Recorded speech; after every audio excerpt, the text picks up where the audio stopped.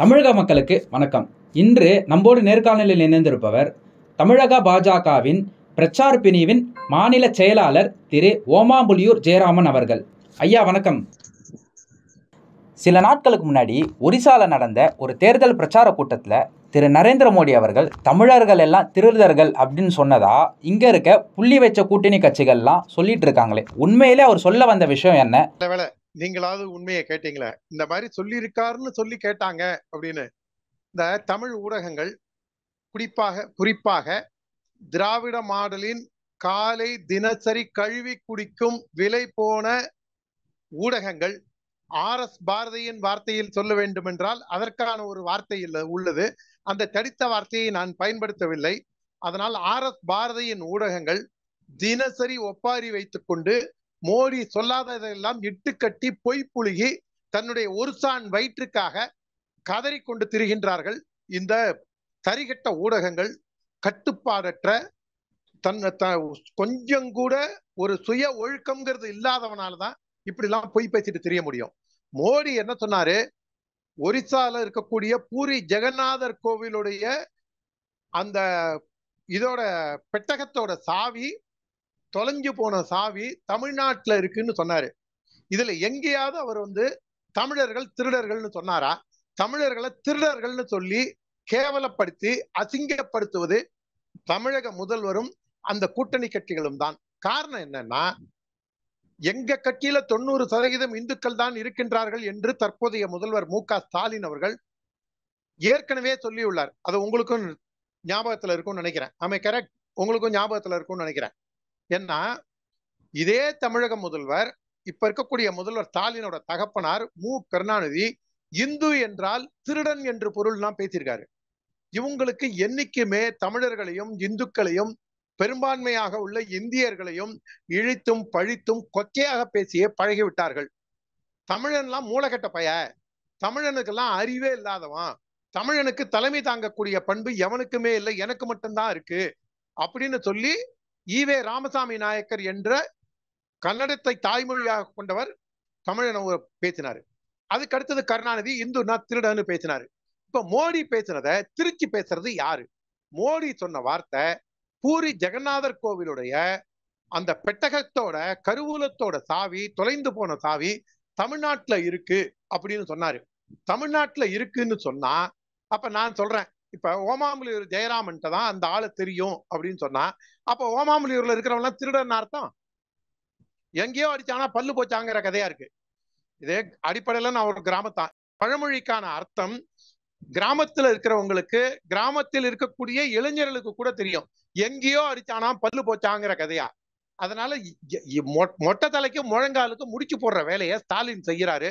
தமிழர்களை 1.5 லட்சம் தமிழர்களை அழித்து ஒழித்த இந்த திராவிட முன்னேற்ற கழகம், இன அழிப்புக்கு, இலங்கையில் இன அழிப்புக்கு துணை போன இந்த திராவிட முன்னேற்ற கழகம் தமிழனை பார்த்து திருடன்னு சொல்லிட்டாருன்னு சொல்றது எவ்வளவு ஒரு வேடிக்கையான கொடூரமான குரூர நகைச்சுவை இது. ஸ்டாலின் அவர் மனசுல தமிழனை பத்தி என்ன பரவலா சொல்றாங்க எனக்கு தெரியாது. என்னை பொறுத்த வரைக்கும் நான் அவரை எங்க டெல்டா பகுதியை சேர்ந்த மண்ணின் மைந்தர் தான் நான் நினைக்கிறேன். என்ன இசைவேளாளர்கள் அனைவரும் தமிழர்கள் தாங்கிறத நான் நாளைக்கும் நம்புறேன், என்னுடைய உயிர் உள்ளவரை நம்புறேன். ஆனா தமிழ்நாட்டில் இருக்கிற பெரும்பாலானவங்க என்ன சொல்றாங்க? மு.க. ஸ்டாலின், கருணாநிதி, முத்துவேலர் குடும்பம் ஓங்கோல் சேர்ந்தது. ஓங்கோல்ல இவருக்காக அங்க இவர் முதல்வர் ஆனோன்னா அவரை பாராட்டி அந்த ஊர்ல பேனர்லாம் வச்சிருந்தாங்க அப்படின்னு சொல்றாங்க. ஒருவேளை அது சொல்றதுனாலேயே இவருக்கு நம்ம தாய்நாடு தமிழ்நாடு இல்லைன்னு நினைச்சு தமிழனெல்லாம் இப்படி அவர் கொச்சைப்படுத்துறாரோ அப்படின்னு பல பேருக்கு இந்த டவுட் என்ன கேட்டாங்க. நீங்க பல்வேறு விஷயங்களை பேசுறீங்க ஜெயராமன், இந்த மாதிரி இப்ப ஸ்டாலின் இப்படி சொன்னதுக்கான காரணம் இப்படி இருக்குமான்னாங்க. நான் சொன்னேன், அப்படி இருக்குமா இப்படி இருக்கானுமான்னு இவங்களுக்கு நான் பதில் சொல்ல முடியாது. ஆனால் ஸ்டாலின் அவர்கள் சொன்னது ஒரு ஏற்றுக்கொள்ள முடியாத பச்சை பொய். மோடி சொல்லாத வார்த்தையை இவரா தமிழெல்லாம் திருடன்னு ஒரு வார்த்தையை சேர்த்துக்கிட்டாரு. இது சேர்த்துக்கிட்டு இவங்க எல்லாம் அதை வச்சு அரசியல் செய்ய பாக்குறாங்க. தமிழ் மொழியை அழித்தொழிக்கும் கும்பலுக்கு துணை போகும் இந்த திராவிட மாடல் இப்படித்தான் பேசும், இப்படித்தான் பொய் சொல்லும். இந்த பொய்யை இவர்கள் பொய் சொல்கின்றார்கள். உண்மை என்ன என்று நிரூபிக்க வேண்டிய கடமை, மக்களுக்கு விழிப்புணர்வை ஏற்படுத்த வேண்டிய கடமை கட்டாயம் எனக்கு இருக்கின்றது. அதனால் சொல்கின்றேன், மோடி சொல்லாத வார்த்தையை, பேசாத வார்த்தையை இவர்களாவே ஒரு வார்த்தை சேர்த்துக் கொண்டு, இன்ஃபேக்ட் தமிழனை கேவலப்படுத்தினது மு.க.ஸ்டாலின் இருக்கக்கூடிய கூட்டணி கட்சியை சேர்ந்த காங்கிரஸ் கட்சி. அவங்கதான் தமிழன்லாம் கருப்பினத்தர் போல இருக்காங்கன்னு சொன்னது. ஒண்ணு இல்ல, ஜெயராமன் சொல்லி ஒரு மலையாள ஆக்டர் இருக்காரு. அந்த மலையாள ஆக்டர் ஜெயராமன் போற போக்குல அவங்க வீட்டுல வேலை செய்யக்கூடிய ஒரு பெண்மணியை பத்தி கமெண்ட் அடிச்சதுக்காக இந்த தமிழக ஊடகங்கள்லாம் சேர்ந்து அந்த ஜெயராமனை என்ன பாடுபடுத்தினாங்கன்னு உங்களுக்கு ஞாபகம் இருக்கும். அப்புறம் அவர் வீடியோ போட்டு மன்னிப்பு கேட்டு அவர் ஒரு வீடியோவும் போட்டார். நான் ஜோக்கா சொன்னதுக்குன்ட்டு அவர் அந்த லேடி கருப்பா இருப்பாங்கன்னு சொல்லி அவர் கிண்டலா சொன்னதை, அதுக்கு ஒரு தனி மனிதன் ஒரு பெண்மணியை பத்தி சொன்னதுக்காக கொந்தளித்த இந்த ஊடகங்களும் தமிழ்நாட்டில் இருக்கக்கூடிய சோகால்டு போராளிகளும் ஏன் இந்த சாம் பிட்ரோடா சொன்னதுக்கு ஏன் வாய்மூடி மௌனியா இருக்காங்க? காந்தி ஆசிரமத்து குரங்கா இருக்காங்க. இவங்களுடைய உள்நோக்கம் என்ன? மோடி சொல்லாத வார்த்தையை மோடி தமிழெல்லாம் திருடன்னு சொன்னாருங்கிறாங்க.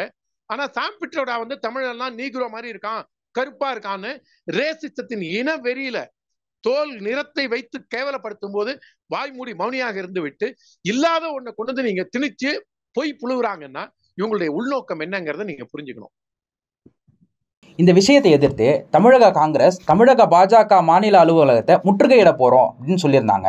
அதுக்கு மாநில தலைவர் திரு அண்ணாமலை அவர்கள் எல்லாரும் வாங்க, உங்களுக்கு நாங்கள் விருந்து வைக்கிறோம் அப்படின்னு சொல்லியிருந்தாரு. இதை எதிர்த்து திரு EVKS இளங்கோவன் அவர்கள் நாங்க எல்லாரும் வரோம், ஆனா எங்களுக்கு பீஃப் கறி வேணும் அப்படின்னு கேட்டிருக்காரு. அதை பத்தி உங்க கருத்து? அண்ணாமலையின் பண்பு வரவேற்கத்தக்கது, பாராட்டத்தக்கது.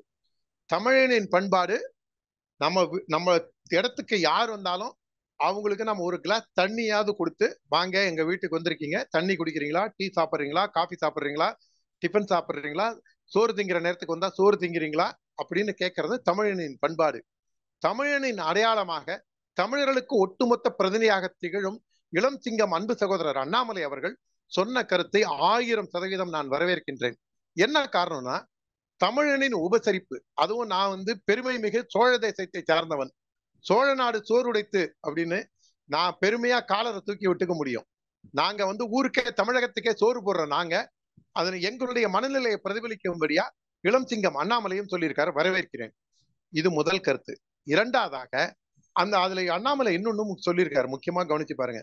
நீங்க அதிகபட்சம் போனா ஒரு 10 பேர் வருவீங்க, அந்த 10 பேருக்கு நாங்க சாப்பாடு போடுறோம் அப்படின்னு சொல்லியிருக்காரு. என்ன காரணம்னா, ராஜீவ் காந்தியை கொன்ன கொலை குற்றவாளிகளை வெளியே விட்ட போது அந்த கட்சியின் மாநில தலைவராக, தமிழ்நாடு காங்கிரஸ் கமிட்டியின் மாநில தலைவராக இருந்த அழகிரி, KS அழகிரி அவர்கள் அன்னைக்கு கும்பகோணத்துல ரயில் மறியல் நடத்தினாரு. ஒரு மாநில தலைவர் 120 ஆண்டு கட்சின்னு சொல்றாரு, இந்த நாட்டை 60 ஆண்டா ஆண்டிருக்கும்னு சொல்றாரு, தமிழ்நாட்டை ஆண்ட கட்சின்னு சொல்றாரு, உலகின் மிகப்பெரிய ஜனநாயக கட்சின்னு தங்களை தாங்களே வெக்கமே இல்லாம பாராட்டிக்கிற அந்த கட்சிக்கு மாநில தலைவர் கும்பகோணத்துல ரயில் மறியல் பண்ணும்போது 4 பேர் இருந்தாங்க. அவர் கூடவே அந்த கார்ல, அவர் அழகிரி போன கார் இன்னோவா கார் இருக்கும், அந்த கார்ல 7 பேர் குந்தலாம், டிரைவர் உட்பட 8 பேர் இருக்கலாம். அவர் கூட ஒரு 7 பேர் போயிருந்தா கூட 7 பேர் கைதாயிருப்பாங்க. ஆனா அழகிரியோட சேர்ந்து கைதானவங்க மொத்தமே 5 பேர். ஒரு கையில அடைக்கல அந்த எண்ணிக்கைய. அப்பேற்பட்ட காங்கிரஸ் கட்சிக்கு இப்ப செல்வ பெருந்தகை தலைவரா வந்திருக்காரு. செல்வ பெருந்தகை கூட எத்தனை பேர் வர போறாங்க? உணர்வோட வராங்கன்னா 5 பேர் வருவாங்க, இல்ல இன்னும் 2 பேர் வாடகைக்கு வேணா அழிச்சிட்டு வரலாம். ஆனா செல்வ பெருந்தகை ஒரு கட்ட பஞ்சாயத்து பேரவழி, அவர் ஹிஸ்டரி ஷீட்டர். நான் சொல்றது கடுமையான வார்த்தையை பிரயோகப்படுத்துறேன்னு நினைச்சா தாராளமா நினைச்சுக்கங்க. நான் அதுக்கான ஆதாரத்தோட சொல்றேன். ரிசர்வ் பேங்க்ல சாதாரணமா ஒரு கிளார்க்கா வேலை பார்த்த செல்வ பெருந்தகை என்ற செல்வத்துக்கு எப்படி லண்டன்ல கல்லூரி ஆரம்பிக்கிற அளவுக்கு பணம் வந்தது, அவர் எப்படி பல கட்சி மாறி 5 கட்சி அமாவாசையில் இவர் 7 கட்சி 7 மலை. இவரு பாத்தீங்கன்னா அவருடைய ஆரம்பம் புரட்சி பாரதம் கட்சியில ஆரம்பிச்சு புரட்சி ஜெகன்மூர்த்தியோட அண்ணன் பூவை மூர்த்தியாரோட தான் இவர் இருந்தாரு. அதுக்கப்புறம் ரிசர்வ் பேங்க்ல வேலை செய்யும் போது அவரோட தொடர்பு ஏற்பட்டு புரட்சி பாரதம், அங்கிருந்து கிருஷ்ணசாமியோட புதிய தமிழகம் கட்சி ஆபீஸை அடிச்சு உடைச்சு, அப்ப புதிய தமிழகம் கிருஷ்ணசாமி கொடுத்த பேட்டி எனக்கு இன்னும் பசுமர தாணி போல் என் நெஞ்சில பதிஞ்சிருக்கு. நான் இருந்திருந்தா இந்த ஆள் என்ன கொன்னு இருப்பான் அப்படின்னு சொல்லி பத்திரிகை பேட்டியில சொன்னாரு. அதுக்கப்புறம் புதிய தமிழகத்திலேருந்து வெளியில விடுதலை சிறுத்தைக்கு போனாரு. விடுதலை சிறுத்தையில இருந்து அங்கேயும் பிரச்சனை எம்எல்ஏ ஆகி எலெக்ட் ஆகி வெளில அதுக்கப்புறம் அங்கிருந்து மாயாவதி கட்சிக்கு போனாரு. மாயாவதி கட்சியில இருந்து காங்கிரஸ் கட்சிக்கு வந்திருக்காரு. நாளைக்கு எந்த கட்சிக்கு போவாருன்னு அவருக்கே தெரியாது.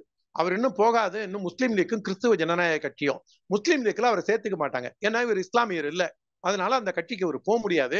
இப்படி ஒரு கட்சி மாறி இந்த செல்வம் என்கின்ற நபரை நான் சொல்றதை விட ரொம்ப மலினமா விமர்சித்தது வன்னியரசுன்னு விடுதலை சிறுத்தை கட்சியில ஸ்போக்ஸ் பர்சன் இருக்காரு பாருங்க, அந்த வன்னியரசு சொன்னாரு, சுதந்திரம் வாங்கி கொடுத்தேன்னு சொல்லி மார்த்தட்டிக்கிற கட்சிக்கு இப்பேற்பட்ட ஆள் தான் மாநில தலைவரா கிடைச்சிருக்கானான்னு ட்விட்டர்ல பதிவு செஞ்சிருந்தாரு வன்னியரசு.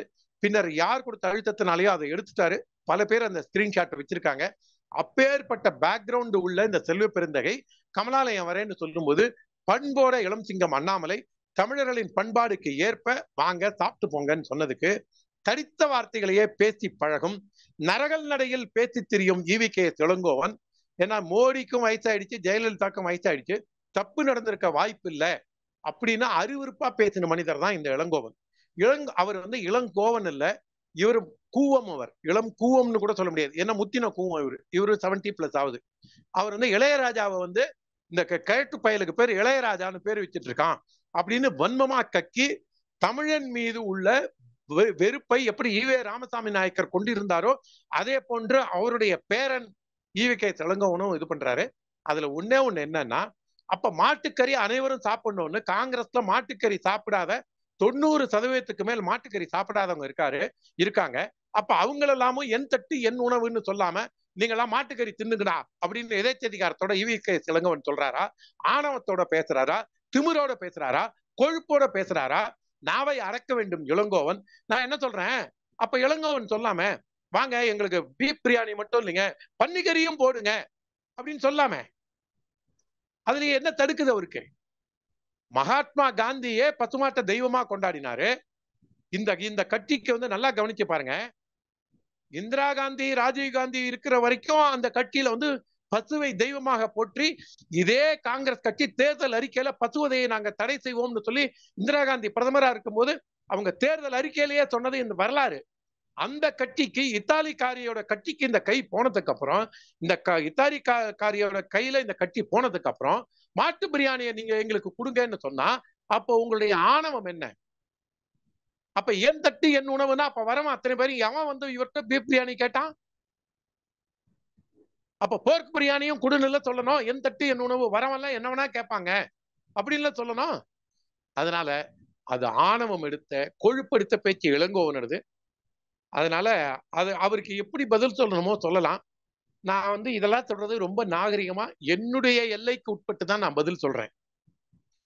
அடுத்ததா இளங்கோவன் அவருடைய நாவை காக்க வேண்டும்.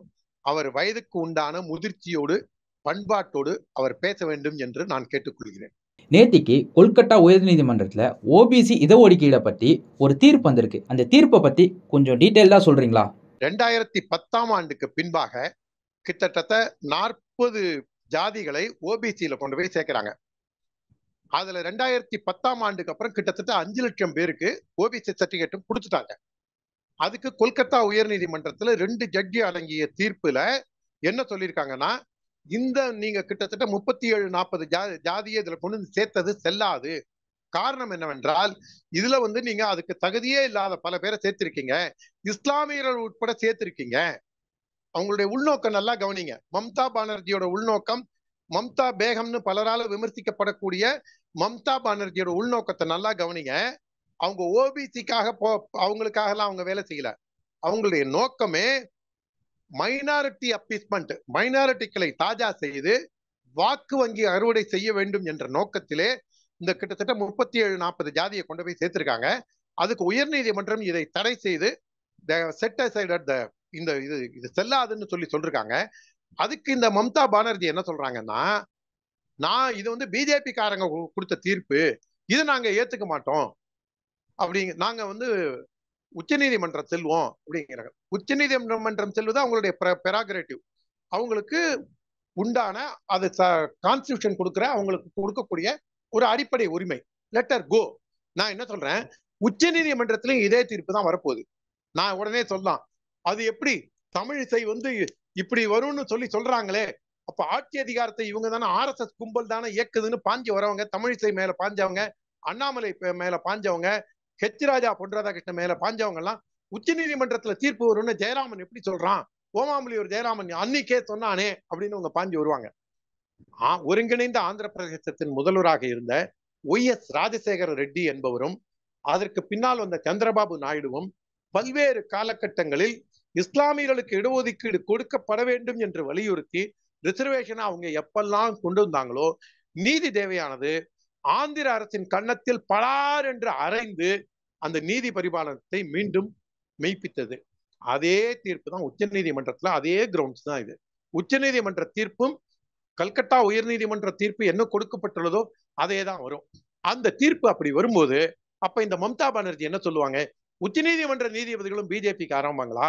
இல்ல இங்க வீரமணி இருக்காரு, ஓசிச்சோருன்னு சொல்றாங்களே பல பேர், வீரமணி, திராவிடர் கழக வீரமணி, அது உச்ச நீதிமன்றமா உச்சி குடிமை நீதிமன்றமா அப்படின்னு உள்நோக்கம் கற்பிச்சு பேசக்கூடிய அந்த வீரமணி மாதிரி மம்தா பானர்ஜியும் குயுக்தியா அதான் சொல்ல போறாங்களா? இல்ல நான் இந்த தீர்ப்பை ஏத்துக்கல, இது பிஜேபி RSS காரன் கொடுத்த தீர்ப்பு, ஐநா சபைக்கு போறேன், இல்லைன்னா நான் யமதர்மராஜனோட சபையில போய் நான் முறையிட்டு யமதர்மராஜா இந்த மாதிரி பாரத தேசத்திலையும் உலகத்திலையும் இப்படி பூலோகத்திலையும் இப்படி பிரச்சனை நடக்குது, நீ யமதர்மராஜா, நீ நீதி பரிபாலனம் செய்ய கேட்க போறாங்க. இது சிறுபிள்ளைத்தனமானது. மம்தா பானர்ஜி சட்டத்தை நான் மதிக்கிறேன், நீதிமன்ற தீர்ப்பை நான் மதிக்கிறேன் ஒத்த வார்த்தையில சொல்லிட்டு போனாங்கன்னா இது ஒரு பேச்சு பொருளாவே ஆயிருக்க போகுது இல்லை. இதை வச்சு அவங்க தேர்தல் வாக்கு அரசியலுக்காக அவங்க செயல்படுகின்றார்கள். நீதி தேவதை கண்டிப்பாக நீதியை நிலைநாட்டுவார். அடுத்து ஏர்செல் நிறுவனத்தோட முன்னாள் தலைவர் திரு சிவசங்கரன் அவர்கள் ஒரு யூடியூப் சேனலுக்கு அளித்த பேட்டியில, சில அரசியல் கட்சி தலைவர்களால தான் என்னோட நிறுவனத்தை வேற ஒருத்தவங்க கிட்ட விற்க வேண்டிய சூழ்நிலை எனக்கு ஏற்பட்டுச்சு, ஆனா இப்ப அந்த மாதிரி சூழ்நிலை நம்ம நாட்டுல இல்ல அப்படின்னு சொல்லியிருக்காரு. எப்பேற்பட்ட சூழ்நிலை இப்ப நம்ம நாட்டுல இருக்கு? ஏர்செல் மேக்சிஸ் ஒரு ஊழல் கேள்விப்பட்டிருப்பீங்க. தயாநிதி மாறன், கலாநிதி மாறன் சேர்ந்து அது இன்னும் அந்த கேஸ் இன்னும் முடியல. இந்த கேபிள் திருடர்கள்னு சொல்லி நீங்க பாத்தீங்கன்னா அது ஏன் சொல்றாங்கன்னு தெரியல. கேபிள் திருடன் தயாநிதி மாறன், கேபிள் திருடன் கலாநிதி மாறன் சோசியல் மீடியால எழுதுறாங்க. எனக்கு எந்த உள்நோக்கமும் கிடையாது. அது அந்த கேபிள் திருடி ஏதோ இவங்க BSNL கேபிளை போட்டாங்கன்னு ஒரு வழக்கம் நடந்துட்டு இருக்கு, அது இன்னும் முடிவுக்கு வரல. அதுக்கு முன்னாடி ஏர்செல் மேக்சிஸ் கேசும்போது மன்மோகன் சிங் பிரதமராக இருந்த போது எங்கிட்ட இருந்த கம்பெனியை மிரட்டி இவங்க வாங்கினாங்க அப்படிங்கறதான் சிவசங்கரனோட கேஸ். நல்லா யோசிச்சு பாருங்க. நல்லா போயிட்டு இருந்த கம்பெனிய நல்லா இருந்த ஊரும் நாசமாக்கிய 4 போலீஸ்னு ஒரு சினிமா வந்தது. அந்த மாதிரி நல்லா இருந்த ஏர்செல்லும் நாசமாக்கிய திமுகவும் அப்படின்னு கூட படம் எடுக்கலாம். ஏன்னா அந்த அளவுக்கு இவங்க அந்த நல்லா போயிட்டு இருந்த கம்பெனிய திவாலாக்கிற ஸ்டேஜுக்கு கொண்டு போவான்னு சொல்லி சிவசங்கரனை உருட்டி மிரட்டி, இத்தனைக்கும் அப்ப ஜெயலலிதா உயிரோடு இருந்ததுனால அவருக்கு பெரும் பிரச்சனையில இருந்து இக்கட்டுல இருந்து தப்பிக்காம, ஆனா மத்திய அரசு பிரச்சனையை அவர் சமாளிக்க முடியல. அப்ப மன்மோகன் சிங் இதுல பிரதமரா இருக்கும்போது தயாநிதி மாறனும் மந்திரியா இருந்தாரு. ப. சிதம்பரம் போன்றவர்கள், இந்த ஆபாச ராசா போன்றவர்கள், திமுக தயவுல தானே மத்திய அரசு இருந்தது.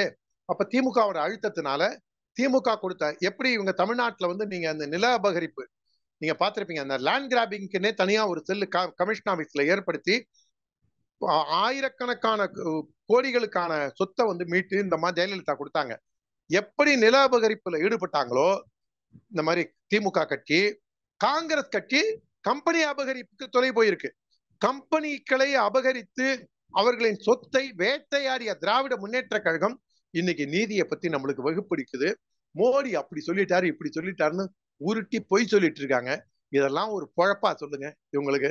இவ்வளவு முதுகுல அழுக்க வச்சுக்கிட்டு வீரத்துறை ராமகோபாலன் சொல்லுவாரு, ஒரு தெருவுல ஒரு விலை மாதம் இருந்தாங்களாம்.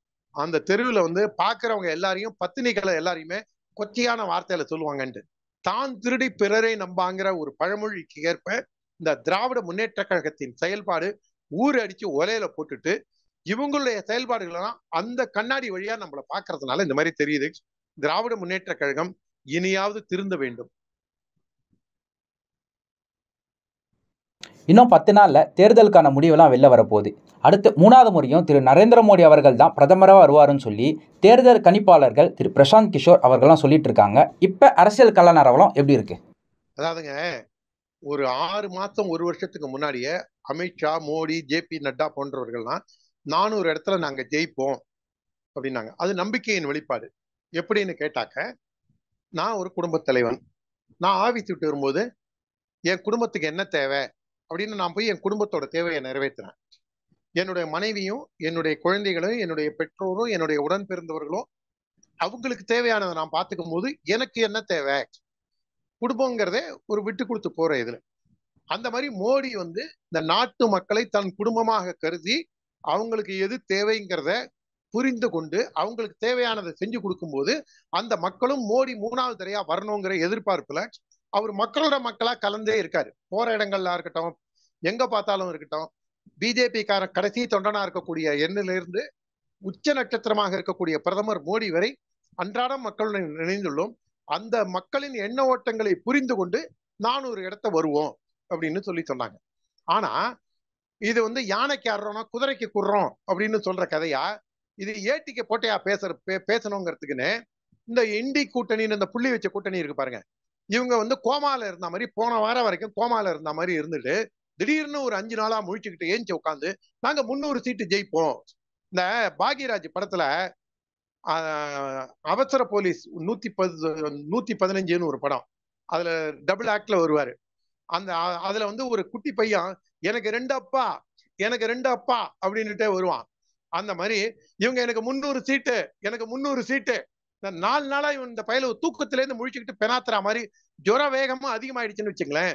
ஜன்னி கன்ற அளவுக்கு ஒரு 104 டிகிரி 105 டிகிரி உடம்புல ஜுரம் வந்துருச்சுன்னா நம்ம பெனாத்துவோம். எனக்கு கூட அது நடந்திருக்கு. அந்த மாதிரி இப்ப இந்த புள்ளி வச்ச கூட்டணியில இருக்கிறவங்களுக்கு எல்லாம் இதுல ஒத்தனை எவனுமே நம்ப மாட்டான். ஸ்டாலின் ஏன் கேரளால போய் பிரச்சாரத்துக்கு போல? கேரளால போய் பிரச்சாரத்துக்கு போனா அவர் காங்கிரஸ் ஆதரிச்சு ராகுல் காந்தி ஆதரிச்சு பேசுவாரா, இல்ல ஆனி ராஜாவை ஆதரிச்சு பேசுவாரா, கம்யூனிஸ்ட் கட்சி ஆதரிப்பாரா, காங்கிரஸ் கட்சி ஆதரிப்பாரா? இந்த ஒரு பிரச்சனை கேரளால இருக்கு. கேரளால ஆனி ராஜா ராகுல் காந்தி எழுத்து போட்டிடுறாங்க. அங்க ராகுல் காந்தியை பத்தி வண்டியா அந்த அம்மா ஏசுறாங்க. பிளைட் பிடிச்சி நேரா ரேபரேலிக்கு போய் ராகுல் காந்தி சிறப்பான வேட்பாளருங்கிறாங்க. இதுக்கு எதாலங்க சிரிப்பீங்க?